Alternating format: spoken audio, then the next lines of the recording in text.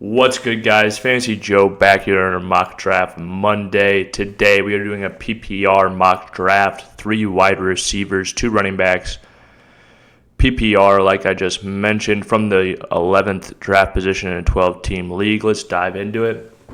If you guys are new to the channel, make sure you hit that subscribe button, hit that like button. You're going to want to stick around. League winners and values coming out very soon. I've dropped wide receiver rankings, running back rankings, as well as some sleeper are out there on the channel already. So make sure to stick around with that fantasy championship. And if you have any comments, put them in the comment section down below. I'll respond as always. Okay, so 4 running backs went in the top 5, and then we got a string of running backs going. Let's take a look at who we're going to be taking here. There's one guy I'm leaning towards already, and the reason being the PPR draft, Amon-Ra St. Brown. Let's look at these stats. He's caught over 100 passes each of the last 3 years and well north, 106, 119, 115. And he's got the double-digit upside of touchdowns he's done each of the last 2 seasons. I'm going to lock him in at the 111 in the PPR and be absolutely thrilled about it. Heading back to take a quick look at the draft board. Drake London and Brian Thomas went right after that. I think those are both good picks. Drake London catches a lot of passes. There was one running back that I was eyeing up, and that's Achane. I'm considering him.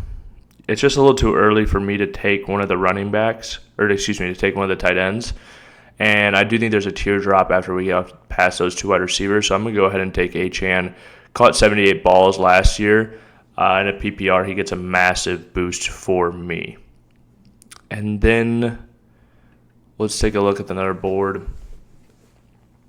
So we get 2 big pass catchers to start. We do need to fill these 3 wide receiver spots, so that's another thing to consider. We're going to need to get some wide receivers out here. So Mike Evans, Terry McLaurin are out there. Terry McLaurin's situation does scare me a little bit away from drafting him at this point. I'm probably going to, take some other guys. And just think about it later, basically, because it's not worth the risk of my 3rd overall pick to me. But I'm actually going to go in a different direction here. I'm going to take George Kittle. I think he's going to have a fantastic season for the 49ers this year. Number 1 in points per game from the tight end perspective. Last year, only had 15 games, but still had 1,100 yards and 8 touchdowns. And it's going to be the vocal point along with Christian McCaffrey of the offense this year. I'm actually really glad I did it because Mike Evans got back to me. It is tempting to go out there and take, a Jonathan Taylor, who I think is going to catch a good amount of passes. You know what? I am actually going to take one more running back. It's between Omarion and Hampton for me here and Mike Evans. You know what? I'm going to take Mike Evans. There's no Omarion and Hampton that was yet to be seen how we have been involved in the passing game. I get a stack and another stud wide receiver. That is a good thing any day of the week. Okay, and then round 5, let's take a look at the draft board. I think I know what I want to do here. I think I'm going to stack some more pass catchers. But you can see there's been a string of running backs that whole tier basically has just disappeared.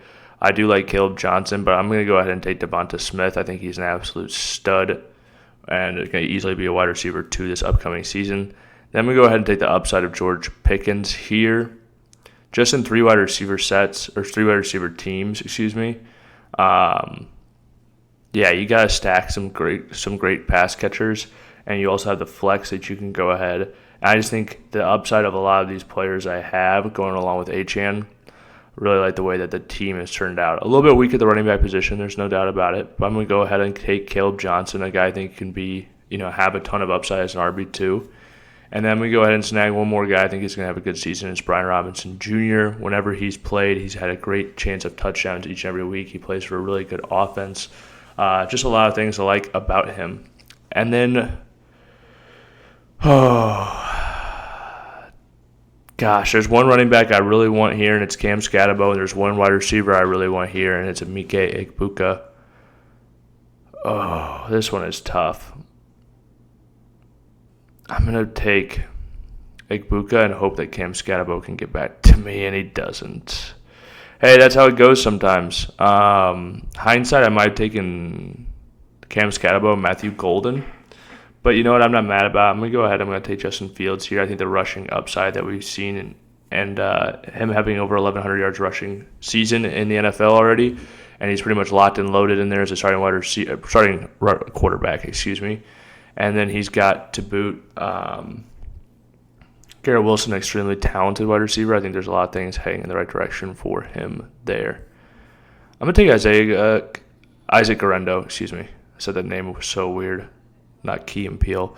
But I'm going to go ahead and take him here. Just the upsides I think happens to Christian McCaffrey is so nice, being able to plug that into your running back spot, have that starting running back for the 49ers, who has the easiest schedule of any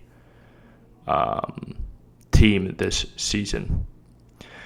Another guy I'm going to go ahead and take here is Trey Harris. I just think the upside of him in this Chargers offense with Justin Herbert and some of the guys they have around him is too good to pass up. And then I'm going to go ahead and take Kyle Williams, another guy I just want to touch on. He's been getting a lot of attention in New England. The way their wide receiver depth chart, I'm not a super big Stephon Diggs guy. I would project him to be the one right now, but I think Kyle Williams halfway through the season could be the number one wide receiver on this team. He has that type of upside. I just don't think Stephon Diggs is anything special at this point. He might get the volume, but he doesn't have a whole lot of athletic potential left to him, in my opinion. And then we'll go ahead and take Marshawn Lloyd here, another guy, a lot of upside. And that should do it for the draft. I really like the way this team turned out. So Justin Fields, Devon Achane, Caleb Johnson, Amon-Ra St. Brown, Mike Evans, Devonta Smith, George Kittle, George Pickens. It's always good when you got two Georges on the end of your team. We got Brian Robinson, Emeka Egbuka, Isaac Guerendo, Trey Harris, Kyle Williams, Marshawn Lloyd. Honestly, I've been stacking just rookie wide receivers in the way that the drafts have been going lately. You can go get a Matthew Golden, a Trey Harris, a Emeka Egbuka, a lot of these guys in rounds 9, 10, 11, 12. Jaden Higgins, another guy I'd throw out there. All guys I love to take in that part of the draft. I think they have a lot of upside based on where their offenses are, and their draft capital was very high. These are all guys that are first, second round picks, basically. Kyle Williams might have been a third.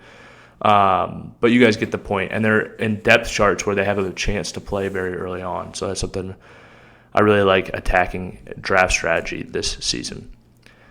Guys, hit that subscribe button if you enjoyed the video. You're not going to want to miss out on our League Winners video or our Values video. It's going to give you the fantasy edge to bring home that championship. So hit that subscribe button, hit that like button, and if you have any questions or comments, drop them in the comment section down below. I'll respond as always. This has been Fantasy Joe. Thank you guys so much for watching.